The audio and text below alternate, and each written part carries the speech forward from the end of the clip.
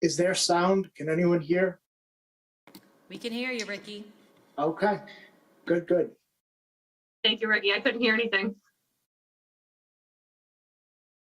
This is I the can see you, quietest this group Jessica. has ever been. Councilor Guanasso, nice new background. I like variety. I heard it was the spice of life.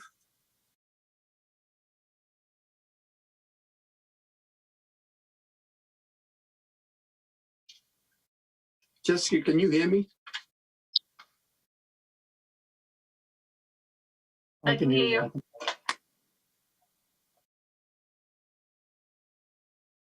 Oh, look at McKenna with her Revere Beach background. Very festive, Ward 1 Councilor.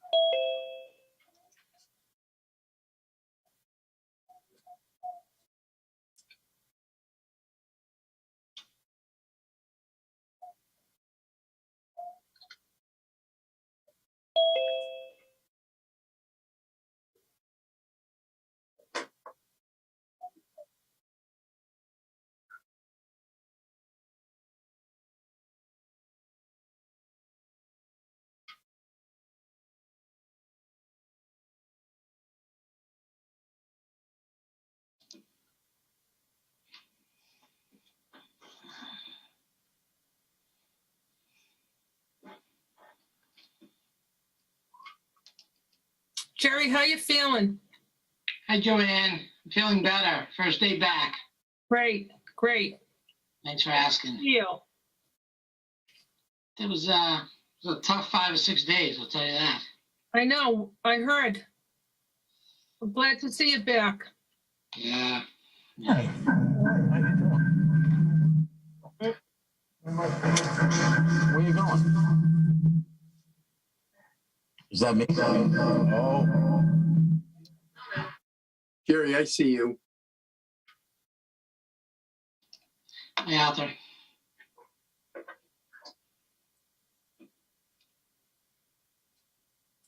Jerry, you look like you lost some weight. Lost 12 pounds in a week. Wow. Yeah. So maybe I should go in for a week. The COVID diet. Do they concentrate on bellies only? That'd be great, wouldn't it? Yeah. All right. Mm. No. Good evening. Welcome to the City Council Zoning Subcommittee meeting of March 8th, 2021. We'll all rise and salute the flag. Pledge allegiance To the flag of the United States of America, And to the to the republic for which it stands, one nation, under God, indivisible, with liberty and justice for all. Thank you.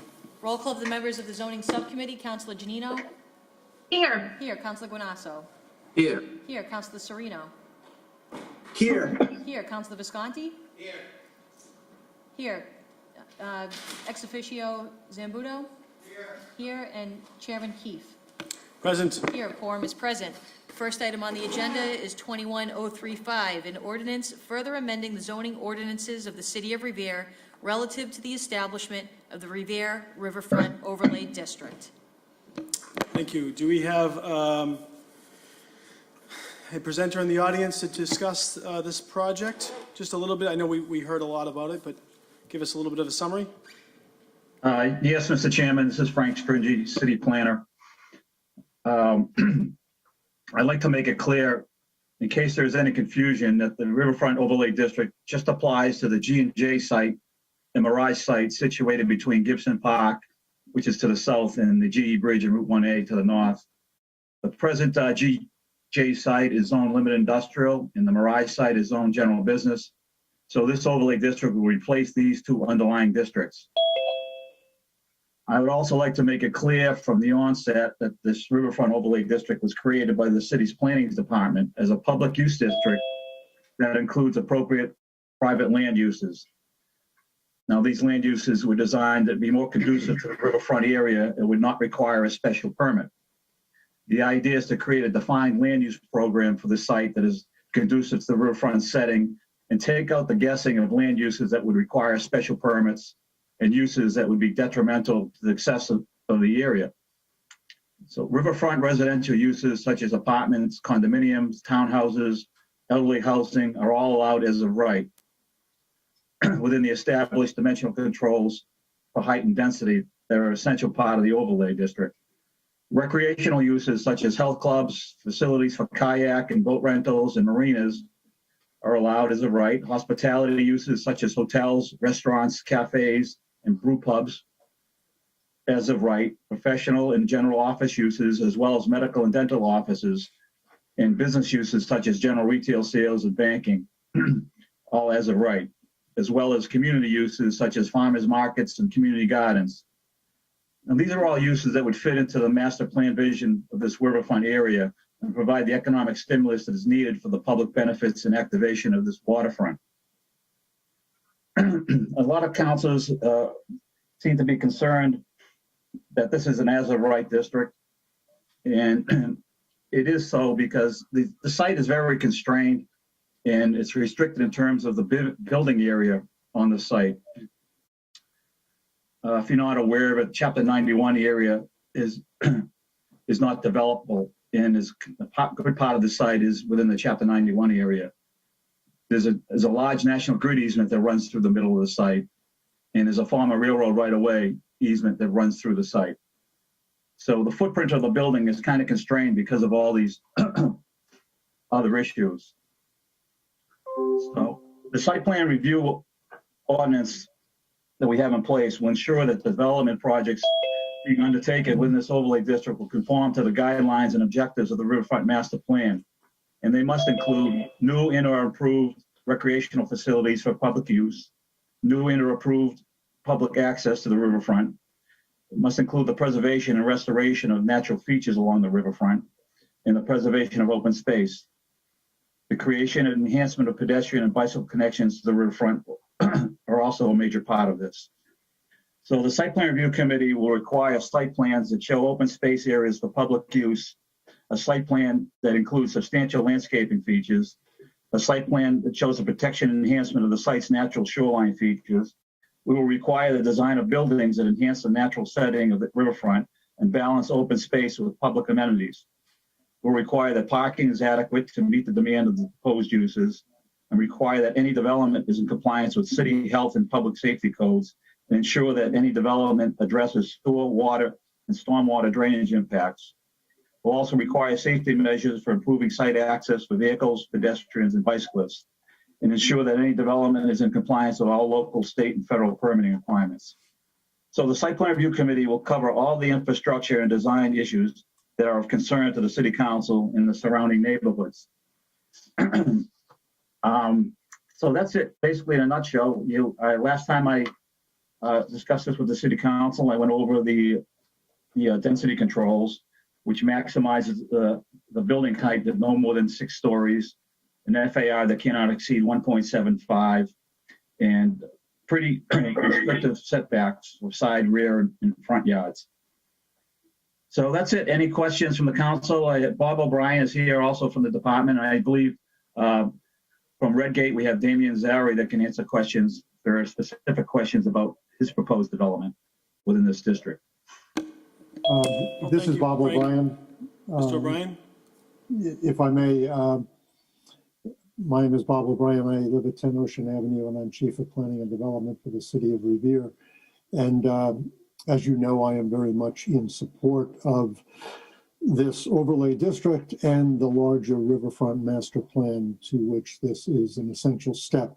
The only thing I would add to what Frank has said is that since the public hearing on this matter, at which time there was no opposition, as President Zambudo noted, the planning board has met and is recommending unanimously to the city council and to the zoning subcommittee the approval of this overlay district. It's part and parcel of the larger riverfront master plan. As Frank noted, its purview is somewhat smaller than the master plan as a whole, but it's integral to the success of the master plan as a whole. And I very much urge your favorable consideration, and I'm more than happy to answer any questions you may have. Thank you, Mr. O'Brien. And was there anyone else from the project I know that was wishing to speak, or no? Okay. So Damien, Mr. Sarzi, sorry. No, I just wanted to say hello and thank you, everyone. Well, hello. Thanks for joining us. Councilor Powers, I know this is in your ward, and I know that you had some questions or comments that you wanted to talk about on this. Thank you, Mr. Chairman. Is my audio coming in all right? I know we had a problem with it a couple of weeks ago. Council, you're good. Very good. A lot better, a lot better. Thank you. As you all know, this property has been an eyesore for not a couple of years, but for decades.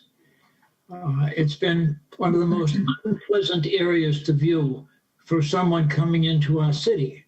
When you compare it to the yacht club, during 9 months out of the year, when the boats are in the water and it's a very picturesque area, I think that to look at that junkyard, and that's what it is. It's basically a junkyard. I've seen junkyards that look better than that. It's an eyesore. It's not appealing to people coming through the city, but more importantly, it's not appealing to people that reside in the city. People that live in the Point of Pines, people that live in other sections of the city that go through there and they look at that. I am 100% in favor of this project. I can't think of anything better for the area. And when this happens, it's going to set off a chain reaction, which is already more or less in action right now. It's the boat yard down there. As you know, with your help, I was able to change the zoning down there and amend it to single family only. Now we're in the process of looking to purchase the boat yard. And that's something that'll happen. And when that happens, it will turn into a development for the Gibson Park area, community boating. Maybe, not maybe, but I'm sure once that happens, we will have a rowing program at Revere High School. And a lot of people don't realize it. I didn't myself until I did a little checking, but scholarship-wise, rowing is probably one of the greatest contributors out of your colleges across the country to rowing. You know, it's just, it's unbelievable, the doors that this is going to open. I had a call the other day from people that wanted to know, well, what's going to happen with Mills Avenue? Is everybody going to be coming down there to Gibson Park? No, they're not. Once the turnabout is built, and that'll happen very soon, probably within a year or so, you'll have entrances and exits into the Point of Pines section, the Mills Avenue section, if they want to go that way. But more importantly, they'll be able to go right into Gibson Park and right into the property where this project is going to be. So I am here tonight to support this 100%. Is it going to bring new apartments into the city? Yes, but it's also going to bring a vibrant area into the city, perhaps where the old restaurant used to be down there. Thank you, Councilor. Yeah. So thank you very much. And we know that you're obviously been a champion for that area, so we appreciate your feedback tonight. I did want to get to some of the zoning committee members first, and then we have a couple of other city councils that wish to speak, and then we do have a number of residents in attendance that probably wish to speak. So let's just remind everyone that we would like to try and keep everyone's comments as brief as possible.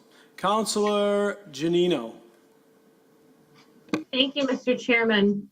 So first of all, I wanted to thank everyone for their hard work that was put into beginning to look at this project. I will say, out of all the projects I've been a part of on the City Council, this has been a very inclusive process. There have been a number of community meetings with input from the residents, from people in the city that are planning it, and also elected officials. So that was a really great process to be a part of.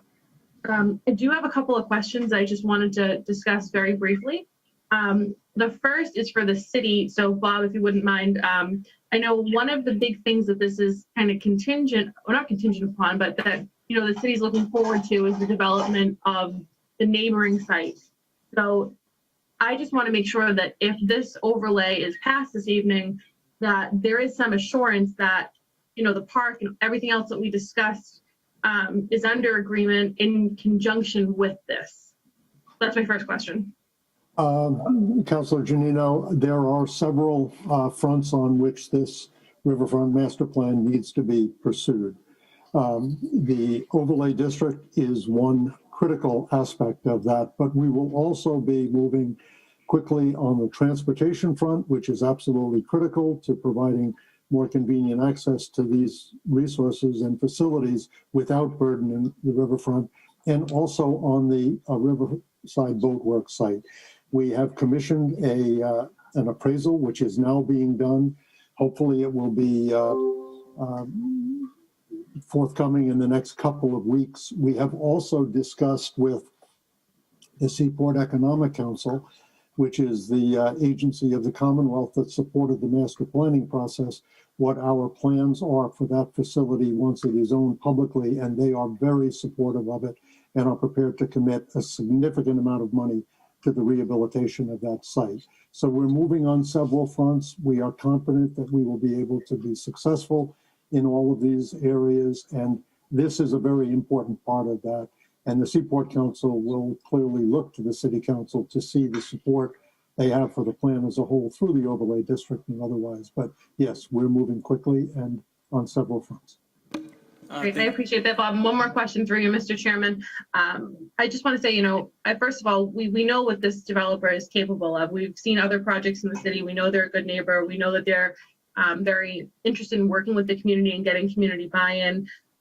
But I just want to make sure that, you know, there is some sort of, you know, protection for the city, that if this overlay is passed, you know, things happen in a timely manner, that it protects the property around it, and that we know if this should come before the council this evening and be voted out, that you know, it's not something that if it sits for a couple of years, that we're going to end up in a situation where it's zoned this way and we don't know, you know, the outcome. I've seen that happen in other projects in the city.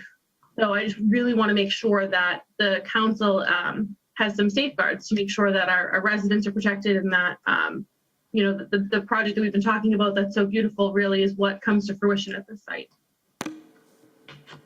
Thank you, Councilor. I might just add, Councilor Janino, that it should be noted that the overlay district that's being proposed here is being proposed by the city, not by the developer. That it was authored by Frank Stringy, who understands, if anybody does, what the best interests of the city of Revere are. I think the likelihood that the development will be delayed is among the least of our concerns, and perhaps Damien, since you're on the call, you might just speak to that. Absolutely. Councilor Genio, thank you for the question. The infrastructure associated with this project is as critical for the development as it is for the residents of Revere. And so, as Bob alluded to, we've been working closely with the city in terms of all these steps that we need in order to make sure that things are in place. Obviously, no guarantees. As Bob noted, we feel confident. We've taken major steps with the city's support. Also, we are backfilling with private support in terms of seeking funds in order for these, you know, almost discrete projects that are associated with the infrastructure. So absolutely critical as it relates to the private development timeframe. This is only the approval of the overlay. We still have to go through a pretty substantial site plan review process, as Frank noted. We have to also go through a MIPA process as well as a Chapter 91 process. If all goes well, we hope to potentially break ground by the end of this year, and hopefully by that time we have some clarity on how we're doing on the infrastructure funding as well too, in addition to our own commitments.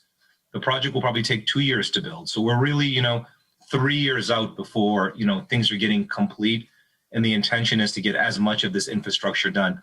We're not planning on investing $110 million to not have proper access and to be looking at a dilapidated pier or a rundown building where the community boat center is. It's critical for us that all this infrastructure gets done. So we're going to be working hand in hand with the city. Thank you. And we have a few other councilors. So we have Councilor Serino, then Councilor Visconti, and then Councilor Ganasso, then Councilor Visconti. Thank you, Mr. Chairman. Mr. O'Brien, I actually have a question through you, Mr. Chairman, to Mr. O'Brien. Yes. What other uses did the city or GJ look at for that site before, Redgate came into the picture, or before we jumped to strictly apartments?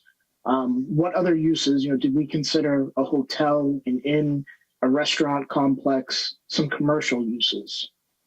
Councilor Serino, I cannot speak for the private property owner who makes his own decisions about how he wishes to sell that and dispose of it for future development. I have had conversations with him. I know he has been approached by others, many of which, in his view, didn't have the resources to pursue the development projects they were proposing.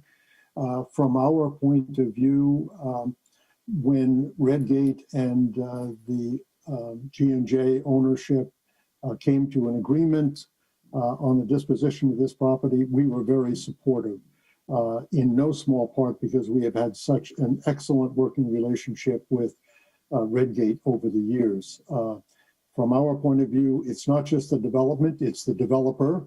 And in this case, we think it is a happy combination. We have seen no indication of any interest in commercial development, or if there is such an interest in commercial development that would be attractive. Keep in mind, it is commercially developed today. So we didn't see any possibility of a more attractive alternative or a more attractive developer. And from our point of view, it's one of the things that became a catalyst for larger thinking about what could happen in the Riverfront District as a whole. Okay, and another question. So if we pass this overlay district tonight, and it is for both the GJ site and the Mirage site, the way that the ordinance is written, the way that the overlay district is written, if the Mirage site decides to sell, I know, we're saying Mr. Zari would like to possibly put a restaurant if those owners decide to sell. What would prevent those owners of the Mirage site from saying, wait, we want to develop, 40 or 50 units on our site? Would the zoning thereby, reading the language, it would appear that the zoning would allow that by right. And I'm a little hesitant and nervous about that. I will defer to Frank on that. Frank? Yes, Councilor. That's a good question. One of the issues, as I mentioned before, is Chapter 91 jurisdiction over this entire site, which is filled tidelands. So that really restricts redevelopment on the Mirage site. So for instance, that Mirage property could not be demolished in a 5-story residential structure built there. It cannot. So what we will have is that site converting to a restaurant use and renovation of the building to create an oceanside restaurant. And that's the vision of the district. And that's why we allowed uses such as restaurants and even professional offices to be as of right with these districts, because these are uses that can be retrofitted within the existing Mirage building with little expansion of that building. So we're not concerned with that site, part of the site being developed for residential at all. All right. Thank you, Frank. Thank you, Frank. And thank you, Mr. Chairman. That was me. All right, that was me this time. We also have Councilor Guanasso, then Councilor Visconti, then Councilor Rotundo, then Councilor Vasselski. Mr. Chairman, the responsibility that lies within the city of Revere and its membership of the city council in revising zoning is an important part of our community. And I take this very strongly. I've had the opportunity the past couple of days, over the weekend, to review this process and also to review the proposal. I had the opportunity to speak to Bob O'Brien and the developer, Damien, representing Redgate. And when we left our meeting of last meeting that we held in March, I decided to understand more about the project because I was completely concerned about the 290 units that were going to be placed there. After having a conversation with both of these gentlemen, I might add, by the way, Redgate, under the leadership of Damien Zare, certainly represents the type of developer that we welcome open-handedly in our community. And what he's done in the past with One Beachmont, with the drift site, with the beach property next to Fester on Beach, these are three quality projects right there. And we can see this. We have the opportunity to see the undertakings of how it's playing out. And I couldn't be happier, especially for One Beachmont. I think that site's become unbelievable. And it's everything that I had hoped for. And I think that this particular project can be everything that we can hope for in that particular area. As was mentioned by the council who represents the ward, it's a blighted area, to say the least. I go by it several times a day because I travel that part of the city quite a bit. And this would be tremendous improvement for our community. You know, and it's pretty much tucked out of the way, too. And it's not right in the middle of all this traffic that's occurring on a daily basis, up and down Revere Street, up and down Broadway, up and down Shirley Avenue. This is a pretty much relatively highway proposal, that it's not going to be an intrusion upon the neighborhood.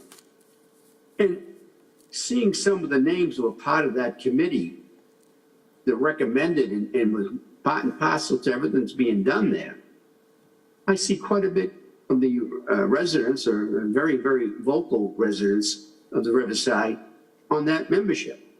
And I'm proud to say that I take them very seriously because I know what they are for our community.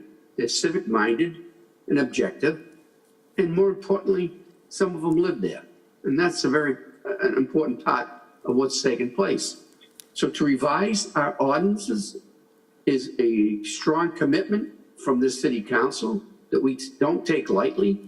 I think everything that's been said and questioned by city councilors has been worthy. I think we all have an opportunity to see that we're going to revise 17-27-000 from the purposes, and we have 7 new topics that are going to go there. And I think each and every one of them all have its merits on its own, and it's very, very positive for our community. So I look forward to the development of this proposal, and I look forward to, and I hope that they put the work in hand quickly so that we can see something showing there and show the community that Revere is definitely on the move and it's a right step in the right direction. And I've decided, after taking a long and hard view of this, that I am going to vote for this proposal. And I hope that the rest of the members of the zoning subcommittee weighs out their concerns and does the same. Thank you, Mr. Chairman. Thank you. Councilor Visconti, Councilor Rotundo. Thank you, Mr. Chair. First, I want to commend the mayor and all those involved in the process for getting us up to this point. As a diverse and growing city, I think we need this creative thinking and vision to fulfill some of the promises we have to our residents. And I'm also thankful for a firm like Redgate that wants to continue the partnership we have currently. Their success, track record in and around the community speaks for itself. And this is to say that if this project is done, I think it'll be done right. As I think about the scale of the overlay and what will come about it as a result, I think we have a responsibility, though, to explore and discuss some of the future issues that may arise and possibly stall or prohibit the vision of becoming reality. I've had a series of conversations within the last week with residents that are in the area, that live there, as well as residents that live outside the area. And for the most part, there is a sense of excitement, but also a sense of caution. And with that being said, I think with any large scale, there are some future considerations that we must discuss and develop solutions for if they arise. For example, the ownership of the boathouse, I know we discussed it already, the traffic mitigation, the infrastructure changes, the flooding mitigation for the Riverside residents, and finally, but not least, the funding for these projects outside of the development. I want to see this project move forward, but at the same time, I want to get ahead of any potential hurdles now so it doesn't cost us, the city, down the line. So I have just a few questions, and can we approve the overlay district without approving the residential component? Can we review the project as part of the phased approach, similar to what happened down at Suffolk Downs? And if we can't, just help me understand the thought process if these stumbling blocks occur. And finally, I assume the design phase is in the conceptual stage. One of the things that some residents had some reservations about is that they didn't know what the project is going to look like. So it's hard. I know we're not voting on that project, and we're only voting on the overlay, but with the overlay comes the units and the development. And I ask Damien, would you be willing to hold community meetings regarding the design phase and accept community input regarding the way that project is going to look? Thank you, Mr. Chair. Thank you, Councilor. I know a few of those questions were probably directed towards Frank or Bob. If you can give a brief answer on, I think ultimately, if we approve the overlay, the way I'm reading this, is it pretty much brings forth the set kind of standard for what can be built by right, correct, Bob? That is correct. Mr. O'Brien? Yes. Mr. President? Councilor Duncan, hang on. George, just one moment.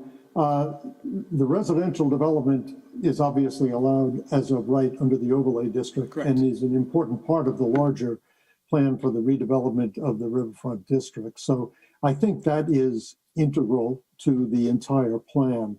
I would say, however, that this is by no means the end of the process. In many respects, it's the beginning of the site plan review process that looks at all of these issues in detail: unit mix, unit count, architecture, traffic, utilities, all of the other things that every other project is reviewed by the Site Plan Review Committee for adherence to good public policy. That is a public process. And the city council has been involved in that process over the years, more or less at their will, depending on the particular projects. I would say Councilor Visconti's suggestion of a discussion of the design process is a good one. And I would also suggest that perhaps we could use the very successful Development Advisory Group framework as the mechanism for having that discussion. I have no doubt that Redgate would be open to that, as they have been in other of their projects. And I think that's an excellent idea. But residential development is integral to the overlay district, Councilor Visconti, and really can't be separated from it or delayed. But I do think there is still a significant public process yet to begin. Thank you, Mr. O'Brien. Councilor Rotundo. Thank you, Mr. President. Damian Dobranots, just had to get the Polish in there, my friend. To kind of help Councilor Visconti realize what part of the issue that I see is, without the residential component, this project would lack funding and the ability to move forward. That's my impression. If I'm wrong, someone correct me. However, I do know one thing specific about Redgate and about Damien, is that they are very, very willing to meet with the neighborhoods and work with them. I can tell you that the neighborhoods are concerned about the use of basically the Point of Pines Beach from the Riverside area. Also about parking issues is also another issue. But people have to understand, and as I spoke to Damien today, this is going to take quite an undertaking as far as the technical aspects of development. And I think that without the residential component, that this project will not take off. And if I'm wrong, please correct me.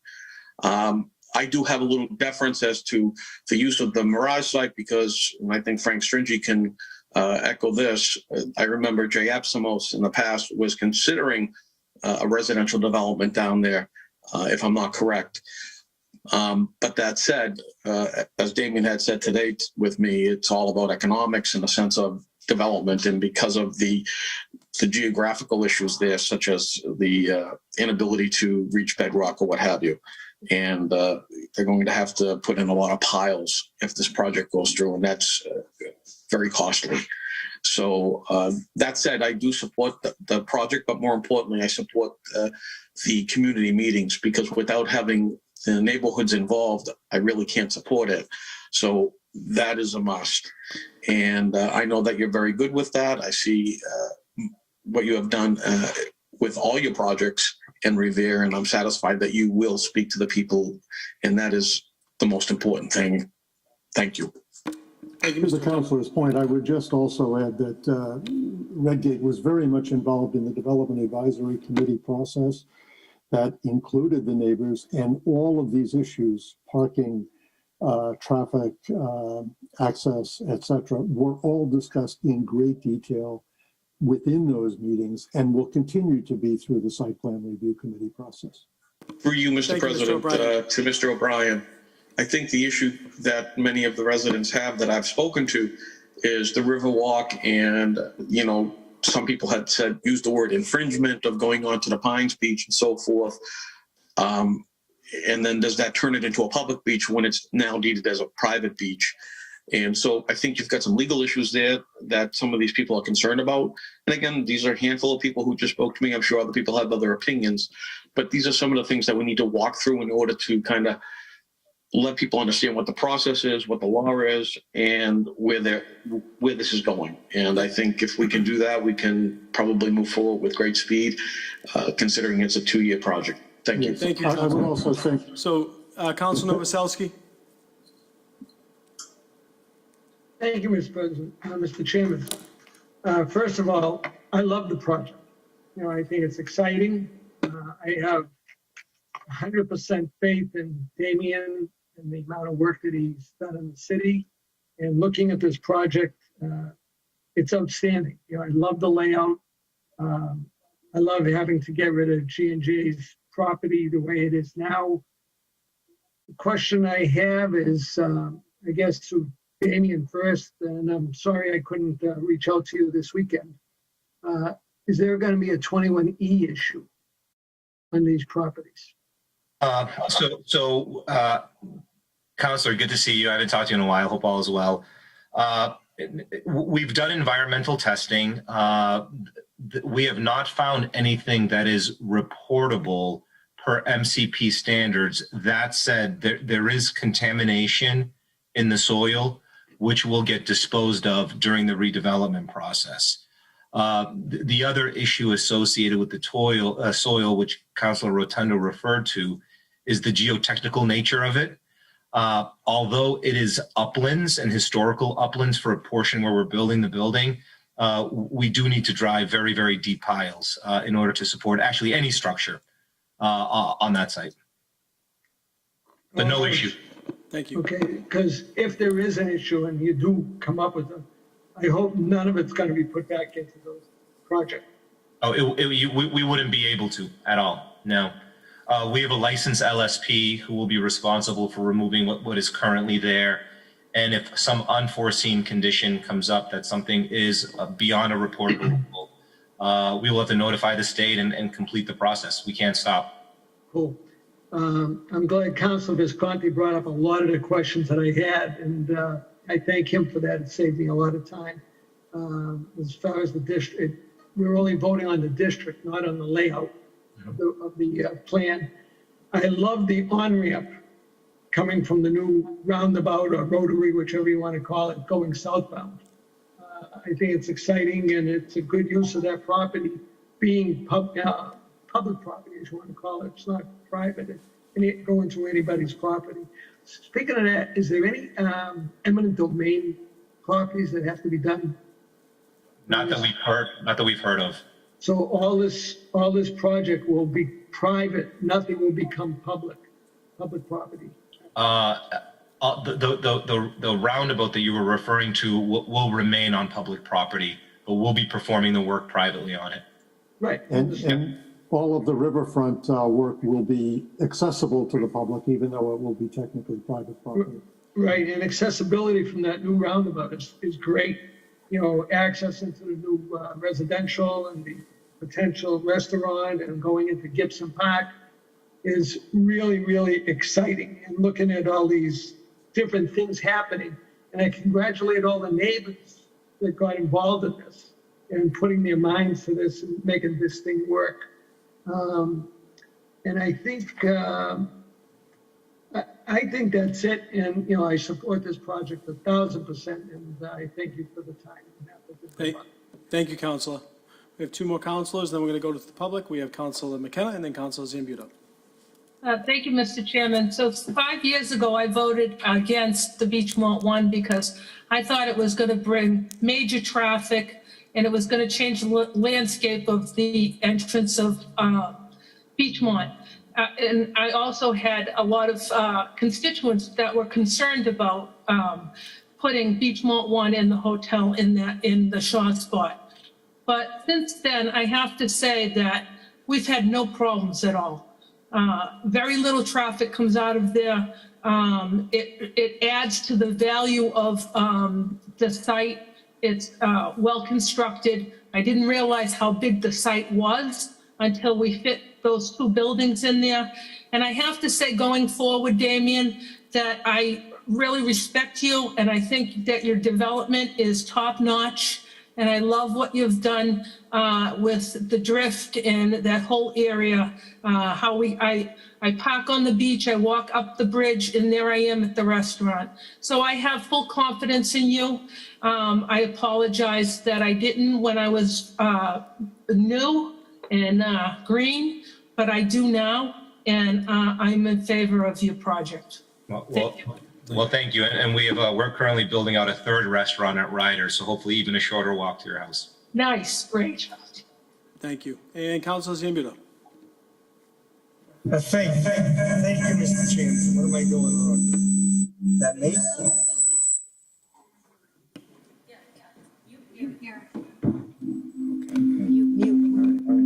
Only one computer that can be on.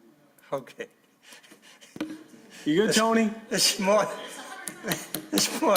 2021, Tony. Mr. President. He needs an assistant. This modern technology is taking over me. I don't know. Just mute. Okay. Where do I begin?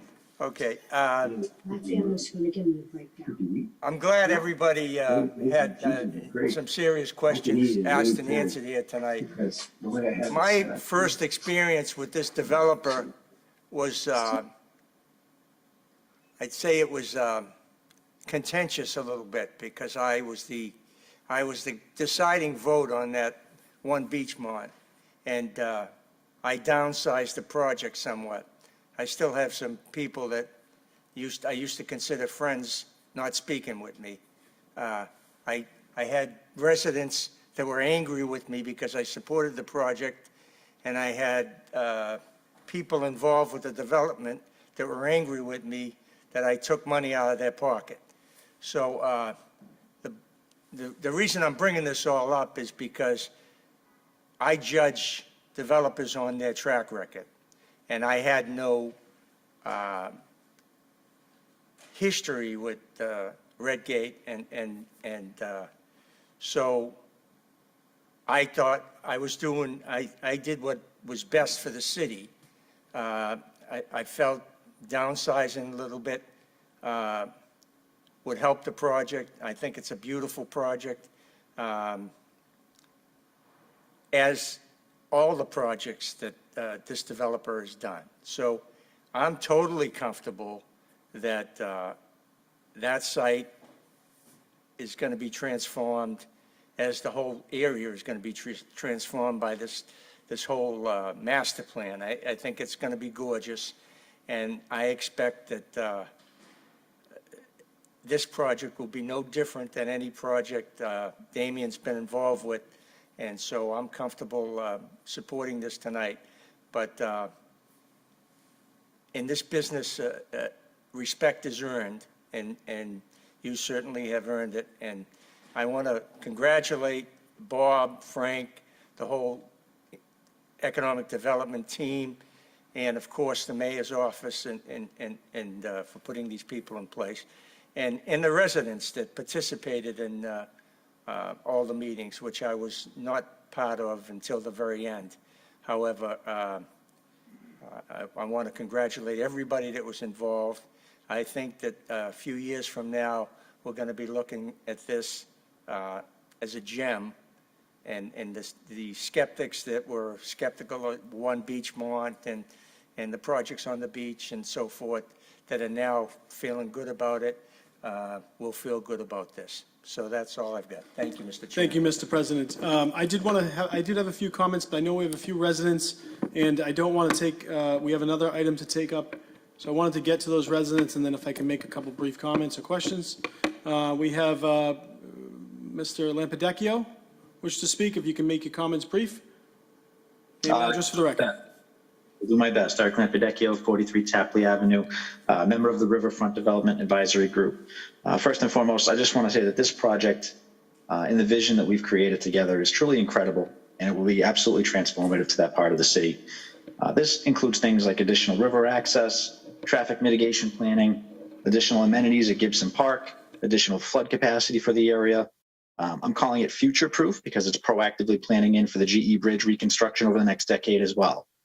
A lot of this is due to the developer and his team. I found him to be very genuine and an absolute pleasure to work with, which is a nice change compared to some of the developers we've seen try to put other projects down this area. There are some concerns that I've heard from residents over the past couple of weeks, as this project's gotten a lot of attention in the newspapers and at city council meetings. Mr. Lampadecchio, Eric, if you can just get to the questions or concerns that you may have or comments. Thank you. Yep, they're coming right now. Thanks. First and foremost is flooding. Many residents are very concerned about the flooding in the area that's already existing and how this project will either add to that or help mitigate that. Next is noise. Construction is happening throughout the city, which is very noisy. It's very loud. Multiple residents are concerned about the hours of operation of the construction. We're talking about piles tonight as well, which is the first time I've heard about piles, having been on this project. So that's a major concern for the area. Next is general awareness. So Councilor Rotundo touched upon a neighborhood meeting, which I think is definitely needed. A lot of residents, they're just finding out about this through the newspaper. And even though there's been full transparency about this project, I think among COVID and among being remote, many people may have just missed the memo. And then next is the fire station. So I think for the city to pursue any changes to zoning in this area, first and foremost, that fire station needs to get built. And then lastly, two other items, the density of the project. We're looking for a total count of units. We've heard 260, we've heard 290. We're just looking for a final number on that. Parking, this overlay district would explore a parking variance of a 1-to-1 ratio where other projects of comparable size are 1.6, meaning that there's 1.6 spaces for every 1 unit. This would be a 1-to-1. I'm also curious how that would factor into the potential commercial site there as well for a restaurant. And then lastly, this is my personal feeling, this whole conversation about the overlay district is premature. So when we met back in November, we had agreed that the next step to move this forward was for the city to acquire the boatyard. That has not happened. So in my opinion, we're reversing order here, and I'm not a fan of that. So I would just like to see the city move forward on the fire station and the boatyard first before we move forward on changing zoning in the area. I appreciate your concerns. Mr. Lampadecchio, I know that a lot of those questions were ones that have already been asked. But before, I just asked, we have another PopCom. Is there a name and address for the record?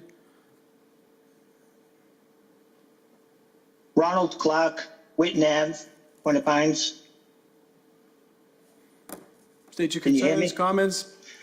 Yeah, basically, I like what Councilor Visconti mentioned and Jessica. They seem to have some of my same feelings, and Eric has a lot to do with what I'm saying too. It just seems like we're rushing ahead on this. You're dying to put I'm in favor of the project for the most part. I'm not too in favor of the 290 units yet, but it just seems like you're rushing ahead on the units, but nobody's paying attention to where's the park, where's the fishing pier going to be, what about the boatyard? And so that's one of the major concerns. Everybody says we're going to do everything right away, but we're waiting 2 years now plus for our fire station. So nothing does happen right away. So anybody saying to me it's going to happen right away, I don't really get a comfy feeling. The noise is a major concern. I don't want to get too deep into it, but I got a house being built here for over 3 years next to me, banging away 6 days a week. I'm also a member down the yacht club. I spend a lot of time on my boats on weekends. Am I going to be able to sit on my boat? You know, we're talking summer months down here that are very critical to all of us. You know, again, now that we're talking about driving piles and stuff, what about all this noise and stuff? So basically just my concerns are, you know, we're rushing ahead here. I'm going to see the 290 units, but I'm not seeing a fishing pier. I'm not hearing people talk about floods. I'm not seeing parks, just 290 units. Thank you. Good points. Thank you very much. And Mr. Tucker, name and address for the record. Michael Tucker, 9 Ellerton Street, Revere, Mass. I am in total favor of this property, of this whole overlay district. And I commend the administration for taking this initiative on. I don't believe it's fast-tracked at all. This has been well discussed.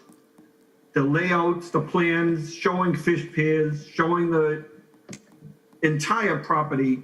So I am totally in favor of it. Thank you. Thank you, Mr. Tucker. And then if I could just, you know, just state a few points for the record on the project. One is, I think that it goes without being said, but I'll say it. Everyone keeps talking about the project, and the main focus, of course, is the residential piece of it.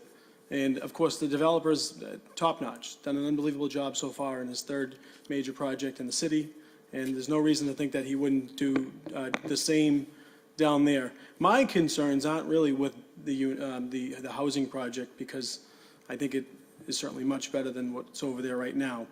Obviously, there would need to be some tweaks. My concern is with the city's side of it, and the end of that. And Mr. O'Brien and Frank, you know, we're talking about this notion of purchasing land to convert is that land, I would imagine it's dirty land. I would imagine it's going to take a lot of time to remedy that land to make it usable to the public, especially for recreational space. What's the cost of it? What's the price of purchasing this type of land? So, I kind of fall in the same, we could vote on this tonight in the zoning. I kind of fell in the same where I don't trust, and this isn't personal. I've seen it. We don't move, the public doesn't move as quickly as the private. We see this, we know this. We have a lot of steps to go through. So my feeling is we could go through with this, and because private money's involved, the private piece is gonna move a lot quicker than the recreational space that we've pitched to everybody, or that this project's pitched. And that's the part that's really important to me. And I think a lot of the residents. So I just don't know if there's enough assurances to say, hey, we're gonna go forward with this, and this park's gonna be in immaculate condition before those units open up. And all of the transportation pieces are gonna be in play. And the soil, or the purchase of the land. So that's my hesitation. My hesitation isn't with the units. I have one problem with the units, and I've spoken to Damien about it, and I'd like to just make sure that we're protected from a parking standpoint, because if you do not have enough parking in there, it's not going to affect someone on the Point of Pines, because no one's going to walk half a mile to their apartment. It's going to affect the owner of the project more than anything. There's nowhere to park. They're not going to park in the water. There's not any side streets. They're not going to go over all the way down the riverside. So I guess that's just my biggest hesitation, Mr. O'Brien and Frank, and I don't feel confident enough. Again, mentioned the fire station. We've talked about DPW buildings. We've talked about a lot of different things that are supposed to be happening in the city. We got to get those done. So where does this fall in the priority to those? So I don't know what the will of the council is, Mr. O'Brien. Yep. Mr. Chairman. Hang on. Frank Stringy here. Yeah. Oh, Mr. Stringy. Yes. Yeah. I'd just like to note that all these other elements are very important, and they all are in motion right now. We will have an appraisal very shortly on the boatyard site. Once we have an appraisal, we are teed up with the Economic Seaport Council for funding to go after grants through them and a number of other sources to construct that maritime center on that site. We're going after funding right now through the TIP in Mass Works program for the roundabout and transportation issues. There are a number of grants that are available through the park program for park improvements. We're in the process of going through those in very detail right now. And as everybody knows, we're working on a comprehensive flood protection plan and resiliency plan through the MVP program. Now that plan should be finished in probably around July, and when that's done, we'll be going after funding for those improvements, which will benefit the Riverside and Point of Pines area. So there are a number of things in motion right now. It's a massive master planning project, and it's key to the Economic Seaport Council that the private sector part of this project shows proof that it's moving forward. So they play a major role in dissemination of public and federal funds into this project through the city. So with that said, we all understand the massive nature of the undertakings, and we're hoping everything comes into place at the same time. There'll be other elements that get done sooner than others, but we're talking 3 years before the residential component gets built. By that time, we'll hopefully have that boatyard under the city's ownership and start renovation and getting a maritime center in there.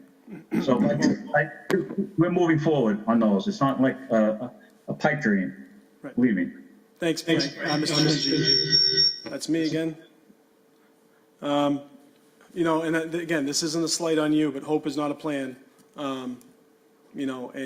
Just saying that if in 3 years we're still dealing with trying to purchase this boatyard, that's going to be a shame.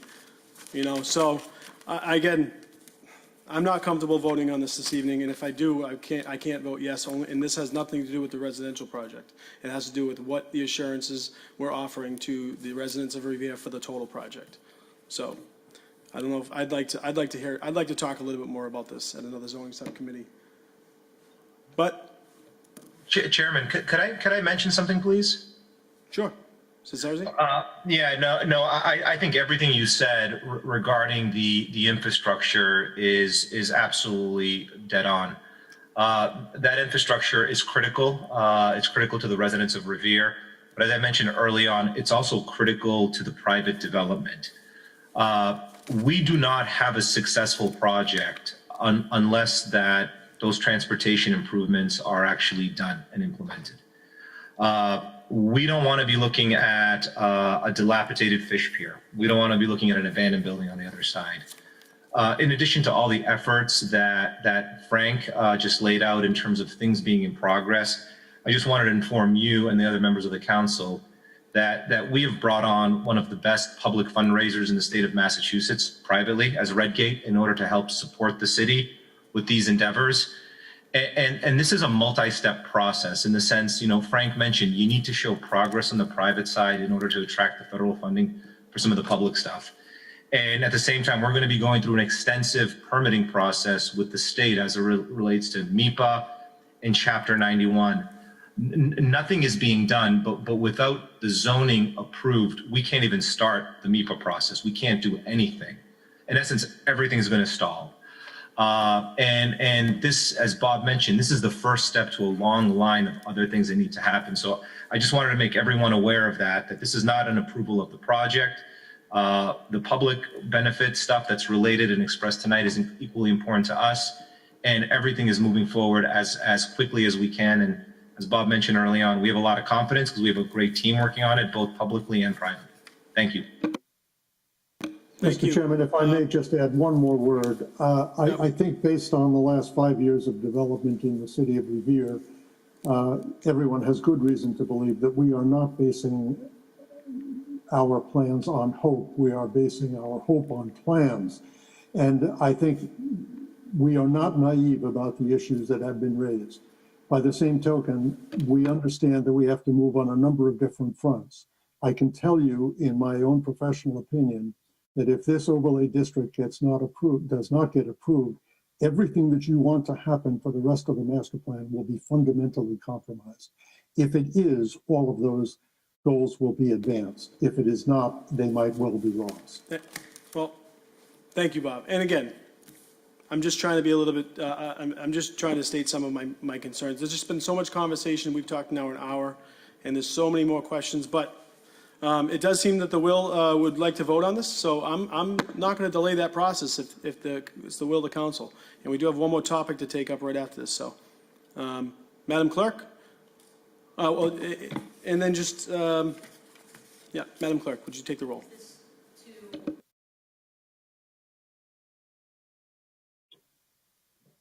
This is to report it out.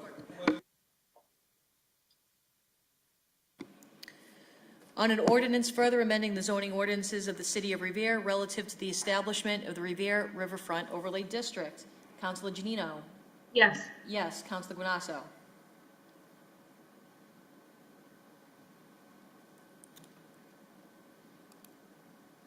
Councilor Guanasso? He's on mute. You're on mute. I just tried to unmute it. It's yes. Councilor Guanasso voting yes. Councilor Sereno? No. No. Councilor Visconti? No. No. Ex officio, President Zambudo? Yes. Yes. And Councilor Keefe, Chairman Keefe? No. This No. ordinance will remain in committee.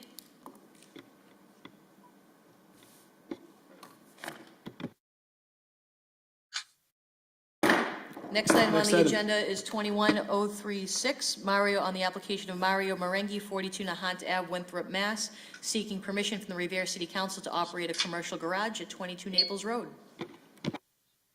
Do we have any representation from Mr. Marengi? Good evening. This is Attorney Jerry D'Ambrosio, 14 Proctor Avenue, Revere, Massachusetts, for Mr. Marengi. Before you, ladies and gentlemen, you have an application for a special permit for a storage and repair facility located at 22 Naples Road. The special permit is for a commercial garage. I'll run through this as quickly as I can. I know we've talked about it a number of times now, and it's getting late. So it's important to note that 22 Naples Road is in the GB district. The GB district is a general business district. Naples Road itself, while somewhat dilapidated and sloppy, I'd like to suggest is at the beginning of a renewal. And it's the beginning of a renewal with Mr. Mario Marenghi's new project there, this new building. It's important to note that the street currently allows for apartment houses, Revere religious facilities, general retail sales. It allows for a theater. It allows for a meeting hall. That's what it's currently zoned for as a matter of right, GB. This is a general business district. And it's important to keep that in mind when analyzing the context for the request for this special permit. Mario has requested a commercial garage license, which is the statutorily correct license to be requesting for Naples Ave. He is in essence allowing requesting permission to store and do repairs to motor vehicles in the new vehicle or in the new storage facility that he built on 22 Naples Road. I believe you all have a photograph of that.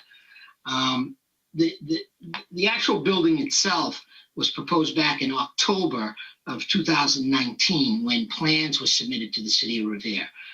Those plans clearly indicated it was a storage and repair facility. They were clearly marked as such, clearly submitted.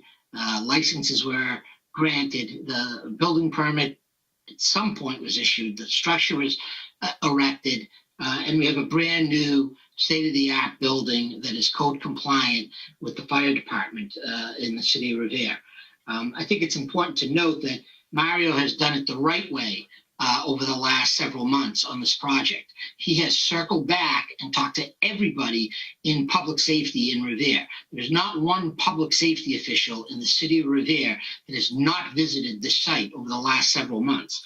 And I also want to point out that he's worked hand in glove with Paul Cheevers to make sure that this facility is not just aesthetically pleasing, but that it is a state-of-the-art when it comes to safety, and that the fire department has been inside of this building a number of times, and that Paul Cheevers has looked at the new fire suppression system that's there and all of the attendant units that are there and has approved on those. And that at that point, Mr. Marenghi didn't just stop. We circled back with site plan review, Frank Stringy, and we encapsulated the concerns of the community, in particular the concerns of Arthur Guanasso, the ward councilor, who has done a great job vetting this. And he's had, in all candor, Arthur has had great concern about the street. And he has spent hours with me on this, ferreting out these problems. And not in a general sense. We've identified them and we've nailed them down.